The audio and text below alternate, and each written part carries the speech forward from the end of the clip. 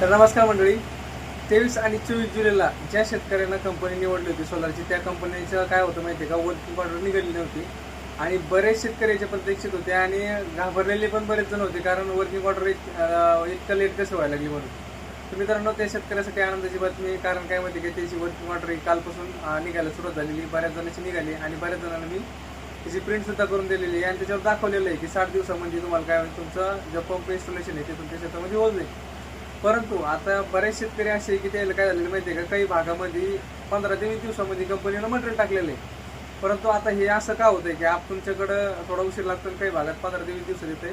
तर मित्रांनो, त्या कंपनीची स्वतःची मार्केटिंग ज्या भागामध्ये कमी सोलर कंपनी, समजा त्या कंपनीनं स्टॉक निवडलेला, समजा लोकांना कमी कंपनी निवडली लोकांनी तिथल्या, तर त्याला काय करायचं, त्याचं मार्केटिंग करण्यासाठी ते काय करणार माहिती का, फास्ट तिथं मटेरियल टाकणार. मग त्याच्यानंतर बाकीचे लोक काय करणार, तीच कंपनी निवडणार. कारण काय करणार माहिती का, ते लवकर मटेरियल येतं म्हणून लोक सगळे काय करते, गडबड करते, ही कंपनीचं मटेरियल पण चांगलं आहे आणि लवकर पण देते. परंतु जिथं जास्त सिलेक्शन आहे तिथं कंपनी काय करते, मग थोडंसं लेट करते. कारण काय, इथं ऑलरेडी मार्केटिंग झालेली असते वाटतं. त्यामुळं सगळ्यांनी थोडंसं विचार करायचा आणि काळजीपूर्वक थोडंसं, म्हणजे आपले जे सिलेक्शन करणारे असेल किंवा जे इन्व्हेंटर काम करणार असेल तर त्याला परेशान नाही करायचं. मटेरियल 100% तुमचं 60 दिवसामध्ये येतं मित्रांनो. धन्यवाद.